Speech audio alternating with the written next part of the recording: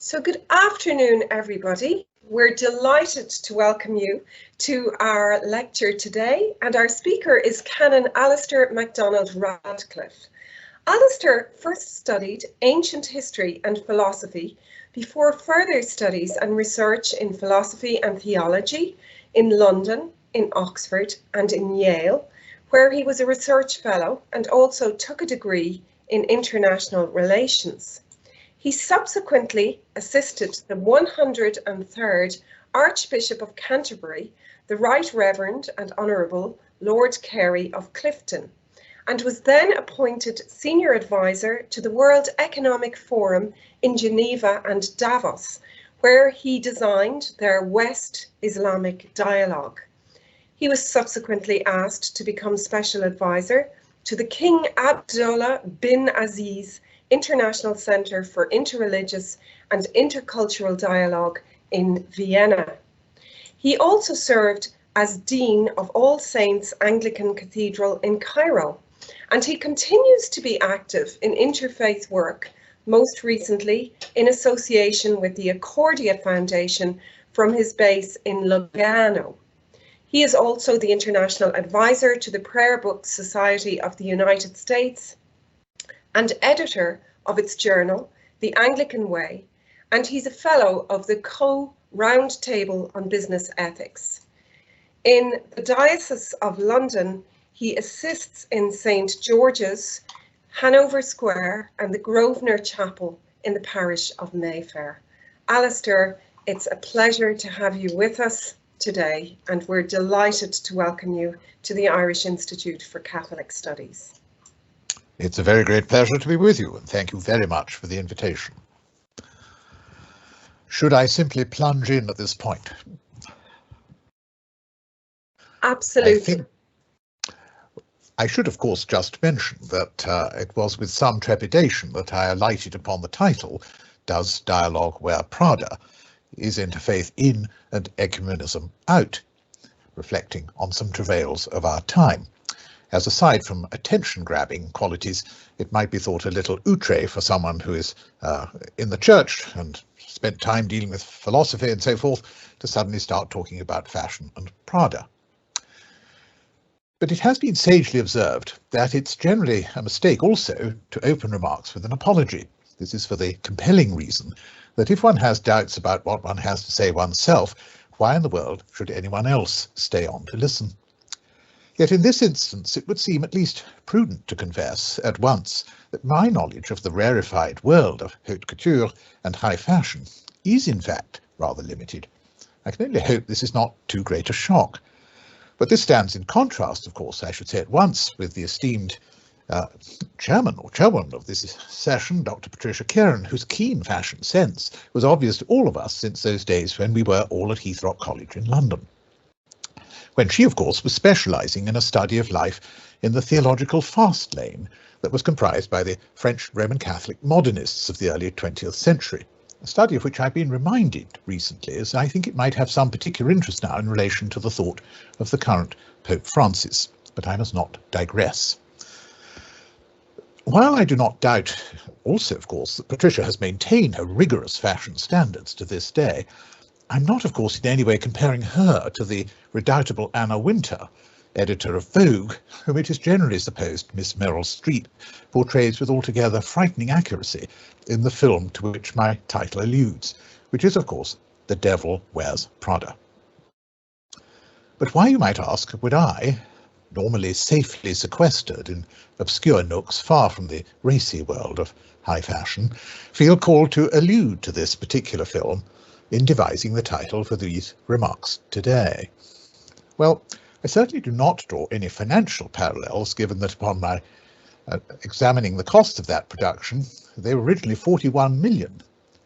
But what is rather inspiring is that the eventual box office return for that film in 2006 came to no less than 326 million, an almost eightfold return on the initial investment. Clearly people were using, in the language of the parable, their talents wisely. Then again, while we may be sure that the Institute's YouTube channel is laced with celebrity, I'm quite reconciled to a slightly lower viewing figure than the film enjoyed for today's proceedings. Then again, I'm not harbouring any thoughts of nomination for an Oscar, which is probably just as well given my lack of the pugilistic skills which I'm told such a nomination now seems to require in order that one may mug one of the presenters before accepting the prize. Accordingly, I'm afraid my allusion is in the end a perfectly simple one, namely to the concept of fashion itself, albeit in two different senses. In the first place, there has been, I think, surprisingly little attention paid to the role of fashion as a phenomenon generating groupthink in academia generally, and within theology and philosophy in particular. I can only suggest that it would repay attention here. But in the second place, there is the specific aspect of the film suggesting that it is the devil, no less, who lurks at the heart of fashion, an idea that must seem charmingly quaint and atavistic to the modern sophisticates of contemporary academia on the one hand, while on the other, many would no doubt wish to deprecate the spirit of judgmentalism of which such an allusion might be thought to reek, at least until the next candidate for high-minded cancellation comes into view, when judgmentalism is these days apparently quite chic. But short of that, after all, is it fair to the devil that he, or indeed she, should be the victim of stereotyping? So what then am I inviting to our attention? Well, aside from what drives change in matters intellectual, which one might, in one sense, as we shall see, call fashion, there is the more specific question of whether there's a problem with dialogue in particular. In other words, is there perhaps in this arena a devil at work after all? To put this another way, I want to ask how we might seek to overcome prevailing limitations in dialogue in such a way as to open a path to new levels of attainment, rather than fall back into an ever less productive status quo. And here I do think there is something of a contrast in the position of dialogue in regard to ecumenism and in terms of interfaith relations. This brings me to my first major claim, which is that ecumenism itself is in crisis. To say this does, however, risk being too easy, for the language of crisis is too readily evoked at present, because it's too rarely understood in its full magnitude. In this regard, it's telling to recall that the first use of the word crisis that comes down to us was that of the great historian of war, Thucydides, in his history of the Peloponnesian War, where he used the word crisis 6 times. And it resonates now particularly that he does so especially in relation to a great plague that afflicted Athens. The core meaning then in classical Greek seems to have been of the central moment of decision. Yet this understanding was itself ultimately rooted in a medical usage developed by such Greek physicians as Hippocrates, for whom crisis was a disruption in the stability of the body through disease.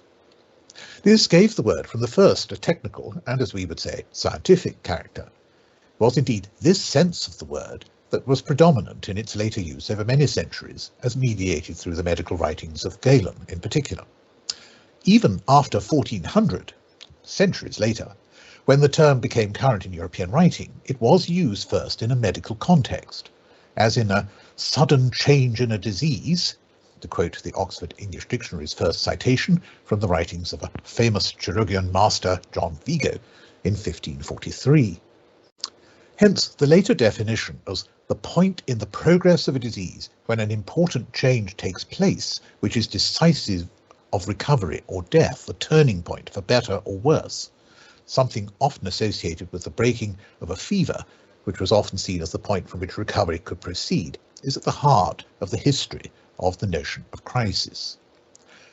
It was after that period, when it first came into European use, also from the beginning of the 17th century onward, that we find, of course, that new understanding of the self as relating to the community and in relation to the res publica comes about, which then enabled a transfer of the word in application to this new sense of body.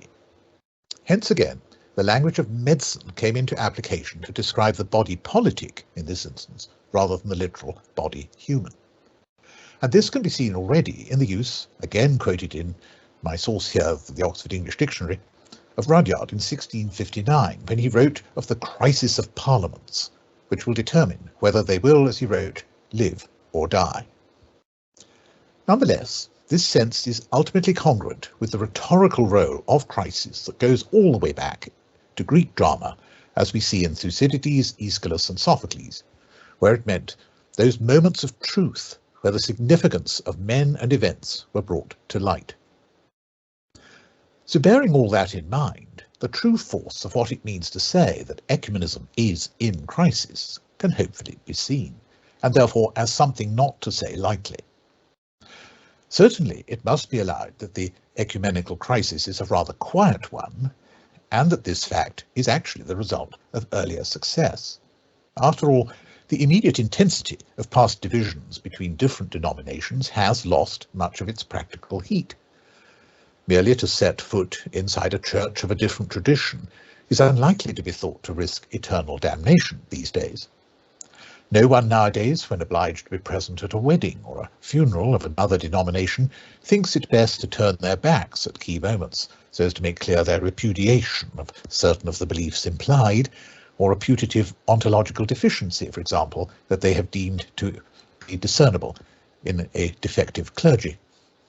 Indeed, it's surely this now established pattern of coziness and the general ease of our mutual interactions that has arguably led to a degree of present complacency, as we all settle back agreeably in between our occasional ecumenical forays into the familiar patterns of our own ways of doing things and thinking.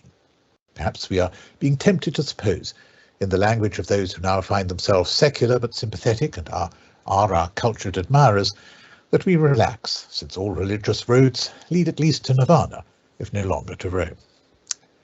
To vary slightly a familiar sentiment, like as not, we're in fact content merely to suppose that you worship God in your way and I in his. But that we need not worry about it too much, since theological differences have so much lost their edge and seem to be cost-free. To be sure, there is indeed much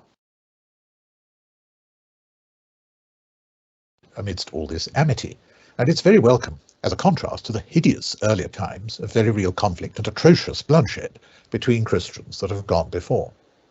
This is a vast improvement for which we have much cause to give thanks.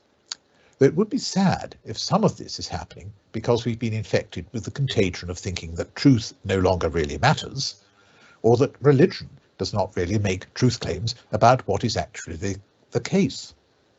Moreover, it does need to be noticed that in contrast with only 30 or 40 years ago, there now seems to be little or no expectation that ecumenism will have very much practical impact on the regular operation and structures of our churches and the daily practice of our faith. And this does represent a very real lowering of ambition, and this does point to a problem with our dialogue in this domain. There is, that is to say, a touch of the Prada problem with ecumenical dialogue, such that it has become unfashionable for it to have real impact and depth. The earlier and original goal of full visible unity behind ecumenism is hardly ever mentioned, as befits our having pushed it long ago into the longest of long grass on account of its perceived unattainability. Then again, for some of us, an external ecumenical status quo may feel all the more welcome, when far more active and heated disagreements can be found within the ranks of our own denominations, often upon such matters as the style and the language of our worship, and perhaps most of all in areas of ethical debate, and especially issues of human sexuality, which remain completely, it seems, explosive. Sadly, there's a particular strain upon our unity among we Anglicans over such issues. To be blunt, indeed, we Anglicans are actually at risk, I would say, of taking our traditional tendency to diversity and breadth to the point of threatening our overall cohesion and continued theological, as distinct from merely legal, identity. Such strains would strongly suggest that sometimes intramural ecumenism may be more urgent than the traditional extramural form, or to put it another way, it may behoove us to mend our own glasshouse before throwing stones at any others. Yet any loss of energy for traditional ecumenical dialogue is nonetheless to be regretted. Then again, amidst the growing challenges to internal unity on the one hand, and the seeming stasis in much traditional ecumenism on the other, this may be a time when it could be useful to reframe the context of the wider task of ecumenism itself. To this end, let us change our perspective altogether for a moment. Consider therefore a dark episode that occurred in 2015. Picture, if you will, a wide expanse of seashore and a rather fine beach in bright sunshine, and you might even be able to think of the sound of the waves gently breaking on the sand. Now in the video, for that is what I'm considering here, and you're right if you're apprehensive that it's about to take a dark turn, for this was a video made with much care, the camera next moves to show a line of 21 kneeling figures. Behind each there stands another figure, and after a short shouted explanation, knives are wielded, and all of the kneeling figures are beheaded. The video ends with the sea again, now shown running red. That video was posted on the internet 7 years ago, in February 2015. The video was claimed by the so-called Islamic State's Tripoli province and addressed to the Nation of the Cross. The men killed were labelled as people of the cross, followers of the hostile Coptic Church of Egypt and Coptic Crusaders, though they were in fact merely migrant workers kidnapped in Sirte a few days earlier. The justification for this horrific scene was a claim that the Coptic Church in Egypt had been oppressing and converting Muslims, and was linked in particular to a much disputed alleged conversion of just 2 women in Egypt to Islam in 2010, who later seemed to have returned to Christianity, in a saga that caused a great deal of unrest and indeed interest in Egypt, which I can't go into details of now. But a key aim of ISIS amidst this theatre of horror they had so carefully staged and recorded was to try and label all Christians in the Middle East as crusaders, a category clearly designed to place them as part of a wider and older framing intended to make them, by definition, oppressors of Muslims, regardless of their qualities as human beings, as individuals. This in turn was intended to place all Christians at risk of being attacked, and it's worth noting peripherally how much this again shows the dangers in allowing the ever wider use of group identity to transcend our individuality and yet also our shared humanity, something we see again and again in the so-called politics of identity, and indeed, I have to say, in critical theory. Almost immediately after the attack, His Holiness Pope Francis, in a letter which he happened to have occasion to write to the moderator and representatives of the Church of Scotland, expressed his profound sorrow and referred to the victims who had been beheaded, and he wrote that their only words were, "Jesus, help me." They were killed simply for the fact that they were Christians. The blood of our Christian brothers and sisters is a testimony which cries out to be heard. It makes no difference whether they be Catholics, Orthodox, Copts or Protestants. They are Christians. Their blood is one and the same. Their blood confesses Christ, as we recall these brothers who died only because they confessed Christ. I ask that we encourage each other to go forward with this ecumenism, which is giving us strength, the ecumenism of blood. The martyrs belong to all Christians. This also points to something I have experienced myself, in much milder contexts, where Christians are in a minority. This is the strength and sense of unity in faith as Christians, which that context can bring. In such places, the shared sense of Christianity comes to greater prominence than the sense of denomination, even if this is perhaps especially true of what can be called the liturgical traditions, by which is usually meant the Orthodox, Oriental churches, Anglicans and Lutherans, as well as Roman Catholics.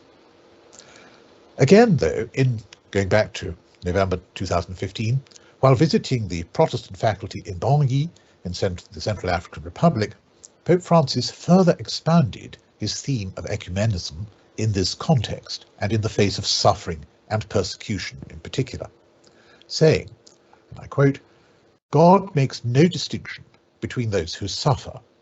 I have often called this the ecumenism of blood, All our communities suffer indiscriminately as a result of injustice and the blind hatred unleashed by the devil. In these difficult circumstances, the Lord keeps asking us to demonstrate to everyone his tenderness, compassion, and mercy. This shared suffering and shared mission are a providential opportunity for us to advance together in the path of unity. They're also an indispensable spiritual aid. How could the Father refuse the grace of unity, albeit still imperfect, to his children who suffer together and in different situations join in serving their brothers and sisters? Thus do we see one particular avenue whereby something positive and highly ecumenical can and is emerging from an otherwise deeply horrific and negative context. For a deep sense of unity can indeed be forged and be strengthened in the face of shared suffering and adversity. But there is one further dynamic to note here from the interfaith perspective, for there is the danger of falling into a trap that the extremists of ISIS have tried hard to create, which is to allow them to drive a wedge between people of different faiths. To do that could be to succumb to the potentially divisive ideology of group identity again, which paradoxically would grant to the attackers the power to define those whom they attack. This could all too easily inflame rather than diminish tensions between different faith communities. Hence, it is important to see here the shared identity forged by the suffering and the response of witness to higher truth in the face of it, as well as the unity forged by a shared Christian vision for the possibility of a world redeemed by Christ. This is a vision of the possible and the ideal, which we can also invite all to share, since it is nothing other than a world made perfect, and that by definition must be a vision of the summum bonum to which all can aspire, and in which all can hope to participate, and in which we are free to invite others to explore. This brings me to a further frontier, though, where deeper ecumenism can not merely be advanced, but is actively needed, and where, once again, its positive value in widening the tents of Christianity can be made evident. I speak here of the shared challenge to all Christians posed by our wider and ever more secular culture, where, to echo the words of Peter Berger, the sacred canopy has been dismantled and the very possibility of the supernatural is denied. Religion is now widely deemed by what I might call the administrative classes to partake necessarily of the irrational. In consequence, it's almost reduced to the status of a private vice, except insofar as it can demonstrate utility as an agent of social change. Thus do we see it being widely instrumentalized, not so much as an opioid of the masses, but rather as a means of nudging them along to do whatever is in fashion as constitutive of the general good as defined within an overarching secularism. There is indeed still an appetite, which I know of myself personally from experience, on the international stage to have religious leaders parade en masse, preferably in colourful garb, ideally with some form of folk music and perhaps even the occasional little dance or other colourful little ritual, in order to promote approved global causes. Intergovernmental and international organisations, when they hold assemblies thus adorned, can, it has to be said, look a little like a marketing poster for Switzerland at times. But beyond the cowbells and occasional yodeling, it is the legacy of Immanuel Kant, of course, that we can discern here. For it would seem clear that there is only public space for religion in this universe within the limits of sustainable development goals alone. There is, in the end then, no room for the transcendent, which might take us beyond merely human perfection, no room for true transformation, metanoia, and still less for redemptive love, agape, all at the heart of the Christian message. Thus do we see the deeply serious challenge so neatly focused by Charles Taylor, for whom, and I quote, "a secular age is one in which the eclipse of all goals beyond human flourishing become conceivable."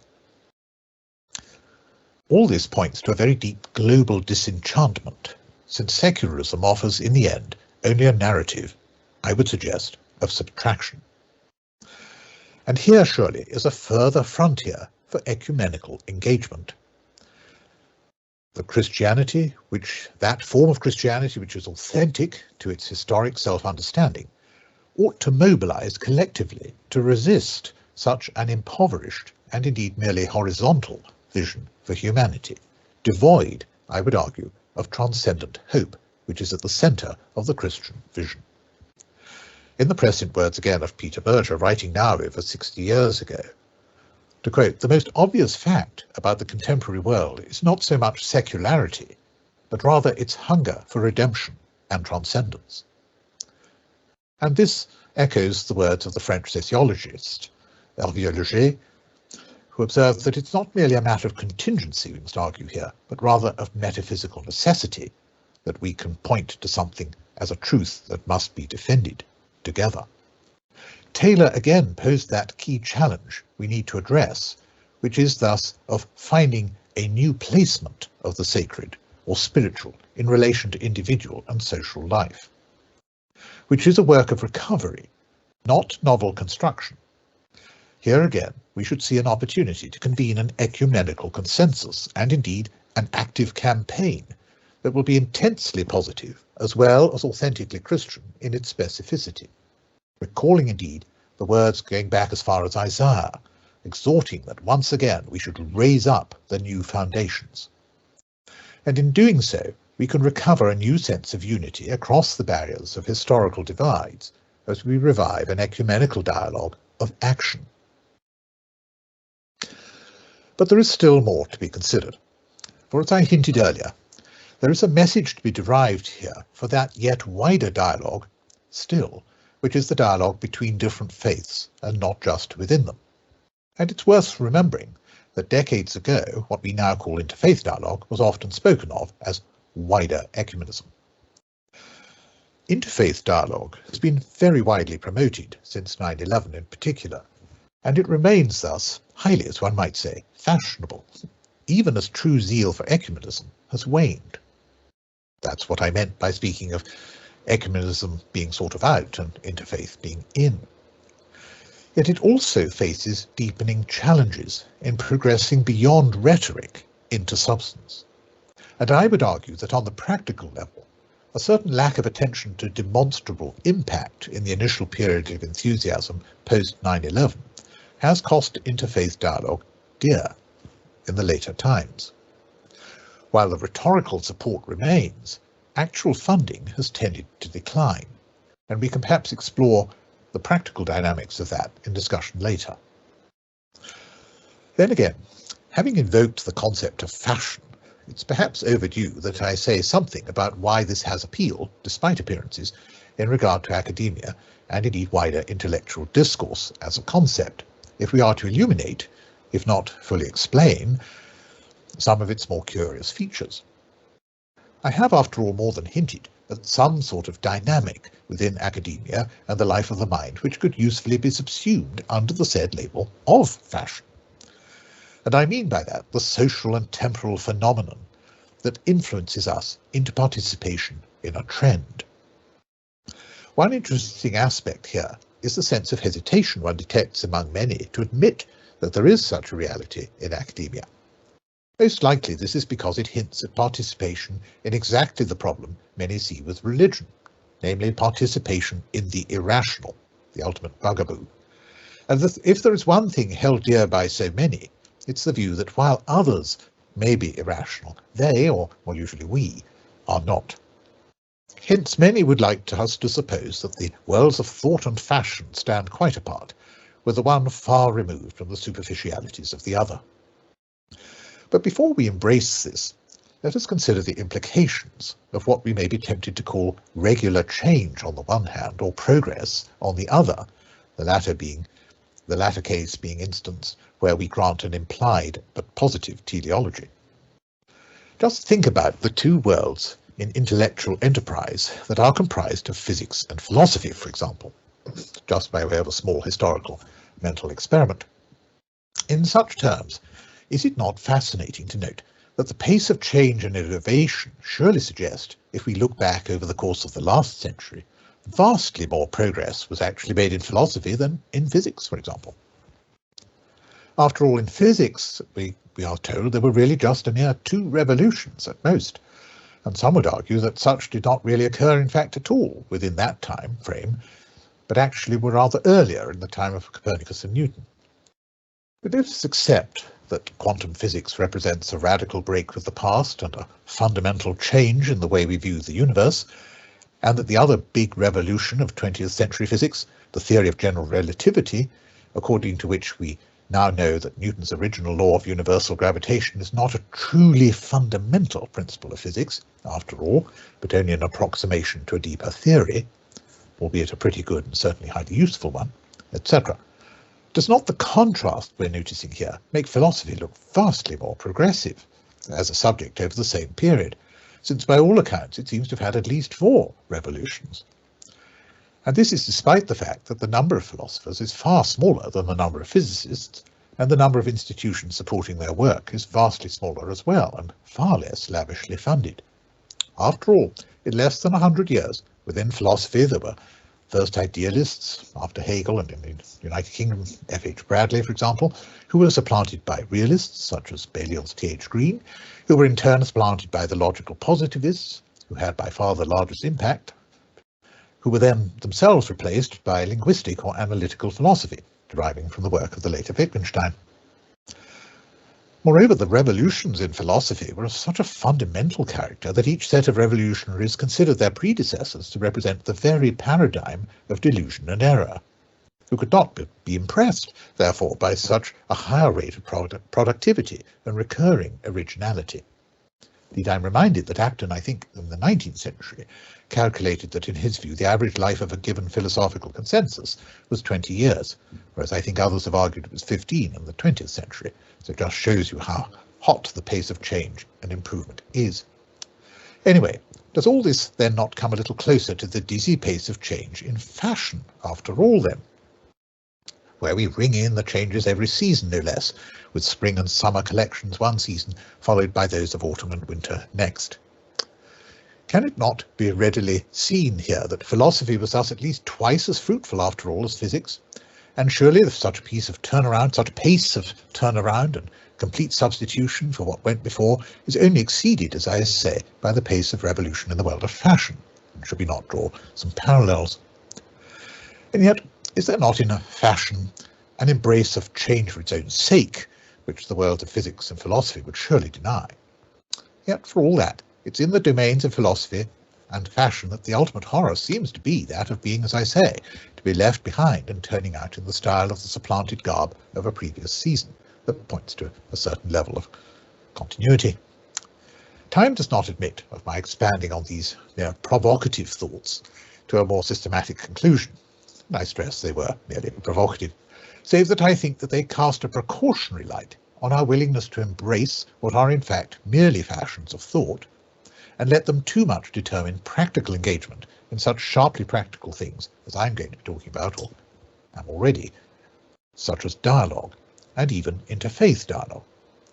For in this domain, one inhibiting aspect is the presumption that in the end, religion does not change things at the fundamental level that determines conflict, for in the end it is, and can never be, putatively reality depicting.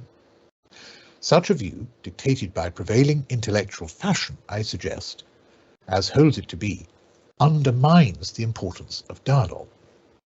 Thus I would argue that even such a brief reflection on the history of ideas as I've very crudely sketched would suggest that there is in our own time a certain arrogance of presumption widely manifest in the view we take of our place in the history of human thought, which places us and our present worldview in the West as its summit, naturally, albeit in a philosophically postmodern universe. Does this not, I would want to suggest, lead to a certain poverty of ambition in the end? Indeed, I would argue that those tendencies are linked to the point of being 2 facets of one reality. Here, as we have seen, and I first explored in relation to ecumenism, that it's time to recognize that we face a crisis, and that in order to find new energy and purpose, we should forge new bonds in addressing the common cause of tackling the radical challenges of exclusionary secularism, which is a prevailing fashion, as I would say, that is a threat to all forms of Christianity, and indeed faith more widely. That was what I argued in regard to the ecumenical dialogue. But now, in addition, I want to argue that it's time that with due care, and it really does need a lot of care, we should be more ambitious in that other domain of dialogue, once known as wider ecumenism, now more typically what we call interfaith dialogue.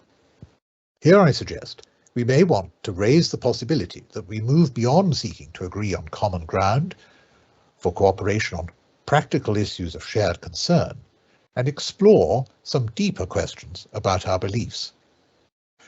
There's been a long-standing convention, I should explain first here, that interfaith dialogue does not engage upon matters of religious belief and doctrine.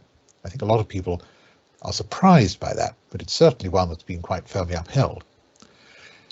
I would say, however, it's time to ask if there is not room to raise questions of deeper meaning, particularly among representatives of the Abrahamic faiths. For example, what does it mean for us all to think about the relationship between God and love?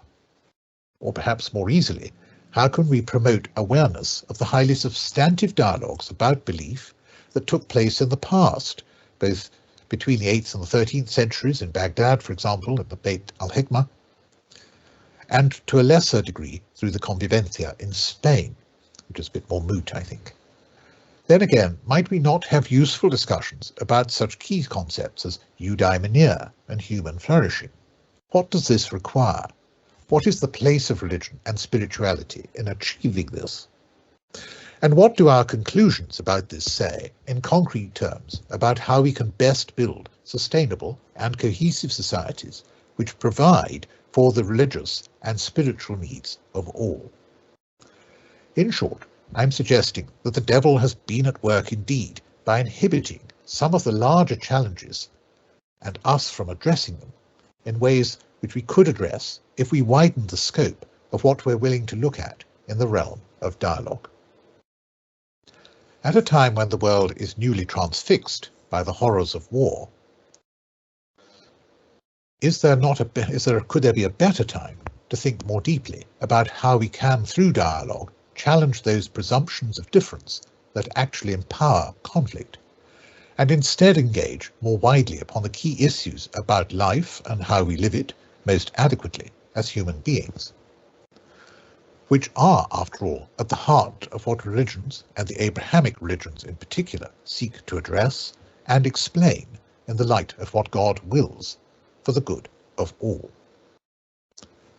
This has been very much a dash through some very large and complicated terrain, replete with some very sketchy portraits of history, but I hope perhaps at least to have raised questions that we can usefully explore further as we think about making dialogue more effective.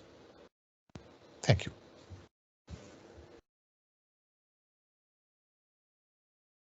Thank you so much.